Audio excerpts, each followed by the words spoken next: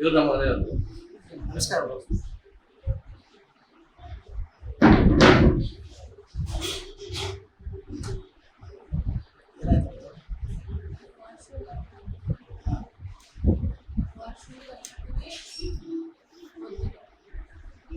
ಹೆಸರಿದೆ ಅಂತಲ್ಲ, ಅವ್ರ ಹೆಸರಿದೆ ಅಂತ ಇನ್ನು ಇದಕ್ಕೆ ಕ್ಲಾಸ್ ಕೆಟ್ಟಾಗಿದೆ. ಅವತ್ತು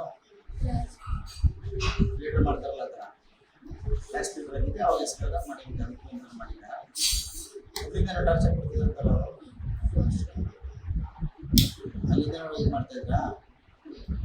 ಹೊರಗಡೆಯವ್ರು ಯಾರು ಬಂದು ಏನಾದ್ರು ಟಾರ್ಚರ್ ಕೊಡ್ತಿಲ್ಲ? ಹೊರಗಡೆಯವ್ರು ಯಾರು ಪರಿಚಯ ಇದ್ದು ಆ ಥರ ಏನಾದ್ರು ಮಾಡಿ ಅದೇನಿಲ್ವಾ? ದುಡ್ಡು ಏನಾದ್ರು ಕೊಡುವ ನೀವು ಅಂತ ಇದು ಮಾಡ್ತಿಲ್ಲ? ಇಸ್ಕೊಂಡು ಯಾರು ಹೆಸರು? 3 ಜನ ಸರ್ ಇಸ್ಕೊಂಡಿದ್ದ. ಏನಕ್ಕೆ ಅಂತ ಇಸ್ಕೊಂಡ್ರು? 3 ಜನ ಸರ್ ಇಸ್ಕೊಂಡ್ರಲ್ಲ.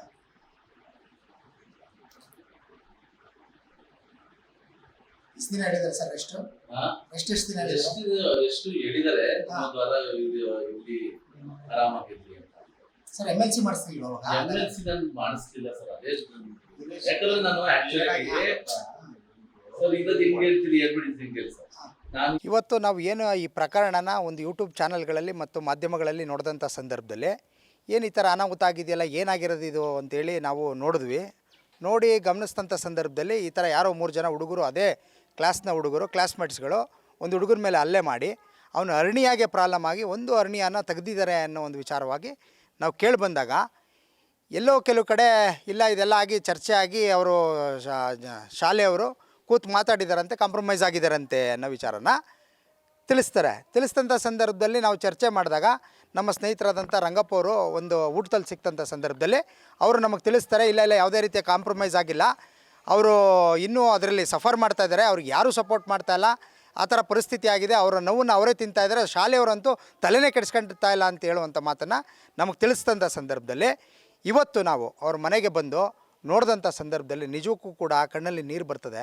ಆ ಹುಡುಗ ಅಷ್ಟು ನೋವಿನಿಂದ ನರಳ್ತಾ ಇದ್ದಾನೆ, ಇನ್ನೂ ಅದು ಸರಿ ಹೋಗಿಲ್ಲ.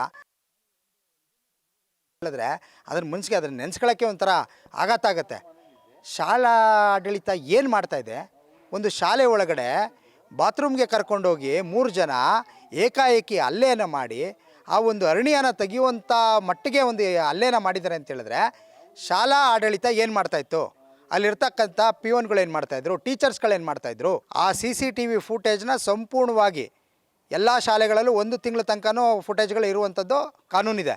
ಅದೇ ಥರ ಅವನು ಎಲ್ಲೆಲ್ಲಿ ಯಾವ ದಿನಾಂಕದಿಂದ ಅವನ ಮೇಲೆ ಹಲ್ಲೆ ಆಗಿದೆ, ಅವನ ಮೇಲೆ ಯಾವ್ಯಾವ ಟಾರ್ಗೆಟ್ ಮಾಡಿದ್ರು, ಇದನ್ನು ಯಾವ ಉದ್ದೇಶದಿಂದ ಮಾಡಿದ್ದಾರೆ ಅನ್ನೋದನ್ನು ಕೂಡ ಹೇಳಬೇಕಾಗ್ತದೆ. ಮತ್ತು ಮನೇಲಿರ್ತಕ್ಕಂಥ ದುಡ್ಡನ್ನು ಕೂಡ 3,000 ದುಡ್ಡನ್ನು ಕೂಡ ತರಿಸ್ಕೊಂಡಿದ್ದಾರೆ, ಮೊಬೈಲ್ನೂ ಕೂಡ ತರಿಸ್ಕೊಳ್ಳುವಂಥ ಕೆಲಸ ಮಾಡಿದ್ದಾರೆ. ಅಂದರೆ ಆ ಶಾಲೆಯವರೇನು ರೋಲ್ ಕಾಲ್ ಮಾಡೋದು, ರೌಡಿಸಮ್ ಮಾಡೋದನ್ನು ಏನು ಹೇಳ್ಕೊಡ್ತಾ ಇದ್ದಾರಾ? ವಿದ್ಯಾರ್ಥಿಗಳಿಗೆ ಒಂದು ದೊಡ್ಡ ಮಟ್ಟದಲ್ಲಿ ಒಂದು ಬೆಳೆಯುವಂಥ ಒಂದು ಮಾರ್ಗದರ್ಶನ ನೀಡುವಂಥ ಶಾಲೆಗಳಲ್ಲಿ ಇವತ್ತು ರೌಡಿಸಮ್ ಮಾಡುವಂಥದ್ದು, ಕಳ್ತನ ಮಾಡುವಂಥದ್ದು, ರಾಬ್ರಿ ಮಾಡುವಂಥದ್ದನ್ನು ಹೇಳ್ಕೊಡ್ತಾ ಇದ್ದಾರೆ. ಇದೇನಾ ಶಾಲೆಯಲ್ಲಿ ಹೇಳ್ಕೊಡ್ತಾ ಇರೋದು? ಇದು ಅಕ್ಷಮ್ಯ ಅಪರಾಧ. ಇದು ತುಂಬ ನೋವು ತರ್ತಕ್ಕಂಥ ವಿಚಾರ. ಅವ್ರ ಮನೆಯವ್ರಿಗೆ ಮಾತಾಡಿದಂಥ ಸಂದರ್ಭದಲ್ಲಿ ಅವ್ರ ಮನೆಯವರು ಕೂಡ ತುಂಬ ದುಃಖ ತಿಂದಿದ್ದಾರೆ. ಯಾರೂ ಸಪೋರ್ಟ್ ಮಾಡ್ತಾಯಿಲ್ಲ ಸರ್, ನಮಗೆ ನಾವು ತುಂಬ ಇದಾಗಿದ್ದೀವಿ, ನಾವೇನು ಮಾಡಬೇಕು ಅಂತಲೇ ಗೊತ್ತಾಗ್ತಾಯಿಲ್ಲ. ಸ್ಟೇಷನ್ಗೆ ಹೋದರೆ ಇಲ್ಲ ರೀ ನಾವೇನು ಮಾಡೋಕ್ಕಾಗಲ್ಲ, ಅದು ಅಲ್ಲೇ ನಡೆದಿದೆ ಅಂತ ಏನು ಹೇಳ್ತಾರೆ, ಏನೂ ಮಾಡೋಕ್ಕಾಗಲ್ಲ ರೀ ಅಂತೇಳಿ ಈಗ 3 ದಿನದಲ್ಲೇ ಅವ್ರ ಮೇಲೆ FIR ಮಾಡುವಂಥ ಕೆಲಸ ಮಾಡ್ತಾಯಿದ್ದಾರೆ. ಮುಂಚೆಯಿಂದ ಏನು ಮಾಡ್ತಾಯಿದ್ರು? ಕೂಡಲೇ ಪೊಲೀಸ್ ಅಧಿಕಾರಿಗಳು ಸ್ಟೇಷನ್ನಲ್ಲಿ ಪಾರದರ್ಶಕವಾಗಿ ಅದನ್ನು ತನಿಖೆ ಮಾಡಿ ಅವ್ರು ಯಾರು ಹಲ್ಲೆ ಮಾಡಿದ್ದಾರೆ 3 ಜನ ಅವ್ರನ್ನ ಕರ್ಕೊಂಡೋಗಿ ಏನೇನೆಲ್ಲ ಆಯಿತು ಅನ್ನೋದನ್ನು ಎಂಕ್ವೈರಿ ಮಾಡಬೇಕು. ಅವ್ರನ್ನ ಪೇರೆಂಟ್ಸ್ಗಳ್ನು ಕೂಡ ಅವರ ಸ್ಟೇಷನ್ಗೆ ಕರೆಸಿ ಅವ್ರನ್ನೂ ಕೂಡ ಎಂಕ್ವೈರಿ ಮಾಡುವಂಥ ಕೆಲಸವನ್ನು ಮಾಡಬೇಕು. ಸೂಕ್ತವಾದ ಕ್ರಮ ಕೈಗೊಂಡು ಅವರಿಗೆ ನ್ಯಾಯ ಒದಗಿಸುವಂಥ ಕೆಲಸವನ್ನು ಪೊಲೀಸ್ ಅಧಿಕಾರಿಗಳು ಮಾಡಬೇಕಾಗ್ತದೆ. ನಾನೀಗ ಕಮಿಷನರ್ ಅವ್ರನ್ನ ಭೇಟಿ ಮಾಡ್ತೀನಿ, ಕಮಿಷನರ್ ಅವ್ರಿಗೂ ಗಮನಕ್ಕೆ ತರ್ತೀನಿ. ಕೂಡಲೇ ಇದನ್ನು ಪಾರದರ್ಶಕವಾಗಿ ನಿಯತ್ತಿಂದ ಈ ತನಿಖೆಯನ್ನು ನಡಿಬೇಕು ಅಂತ ಹೇಳ್ತೀನಿ. ಮತ್ತು ನಾಳೆ ಬೆಳಿಗ್ಗೆ ನಮ್ಮ MLC ಅವರಾದಂಥ ವಿವೇಕಾನಂದ ಅವ್ರನ್ನ ಮತ್ತು ನಮ್ಮ ಮಾಜಿ ಸಂಸದರ ಪ್ರತಾಪ್ ಸಿಂಹ ಅವ್ರನ್ನೂ ಕೂಡ ಮನೆಗೆ ಕರ್ಕೊಬರುವಂಥ ಕೆಲಸ ಮಾಡ್ತಾಯಿದ್ದೀನಿ. ಅವ್ರನ್ನ ವೀಕ್ಷಣೆ ಮಾಡಿ ಏನು ಅವ್ರಿಗೆ ನ್ಯಾಯ ಒದಗಿಸ್ಕೊಡ್ಬೇಕು ಆ ಕೆಲಸವನ್ನು ಮಾಡ್ತೀವಿ. DDP ಅವರೇ ದಯವಿಟ್ಟು ಈ ಕೂಡಲೇ ಆ ಶಾಲೆಗೆ ನೀವು ನೋಟಿಸ್ ಕೊಡುವಂಥ ಕೆಲಸ ಮಾಡಬೇಕು. ಅವ್ರ ಮೇಲೆ ಏನು ಉತ್ತರ ಕೊಡ್ತಾರೆ ಅದನ್ನು ಉತ್ತರವನ್ನು ನೀವು ಪ್ರೆಸ್ ಮೀಟ್ ಮಾಡಿ ಅದನ್ನು ತಿಳಿಸುವಂಥ ಕೆಲಸ ಮಾಡಬೇಕು. ಮತ್ತು ಇನ್ನೊಂದು ಮನವಿಯನ್ನು ಮಾಡ್ತೀನಿ, ಯಾವುದೇ ಸಣ್ಣ ಮಕ್ಕಳುಗಳಿಗೆ ಅವರಿಗೆ ಬುದ್ಧಿ ತಿಳುವಳಿಕೆ ಇಲ್ಲದಾಗಲೇ ಅವ್ರಿಗೆ ಲೀಡರ್ಶಿಪ್ ಕೊಡುವಂಥ ಕೆಲಸವನ್ನು ಯಾವುದೇ ಶಾಲೆಗಳಲ್ಲಿ ಮಾಡಬೇಡಿ, ತಮ್ಮಲ್ಲಿ ಮನವಿ ಮಾಡ್ತೀನಿ. ಆ ಸಂಪೂರ್ಣ ಜವಾಬ್ದಾರಿನ ಅವ್ರ ಬುದ್ಧಿ ಬರುವವರೆಗೂ ನೀವೇ ತಗೊಂಡು ಮುಂದುವರಿಸ್ಬೇಕು. ಇಲ್ಲ ಅಂತೇಳಿದ್ರೆ ನೀವು ಲೀಡ್ರ್ ಮಾಡಿದಂಥ ಸಂದರ್ಭದಲ್ಲಿ ಅವ್ರ ಮೇಲೆ ಇವ್ರು ಹೇಳುವಂಥದ್ದು, ಇವ್ರ ಮೇಲೆ ಅವರು ಹೇಳುವಂಥದ್ದು, ಈ ಥರ ಆಗಿ ದ್ವೇಷಕ್ಕೆ ಒಳಗಾಗ್ತಾರೆ ಮಕ್ಕಳುಗಳು ಅಂಥೇಳಿ ಎಲ್ಲರಿಗೂ, ಎಲ್ಲ ಶಾಲೆಗಳಿಗೂ ಮನವಿ ಮಾಡ್ತೀನಿ.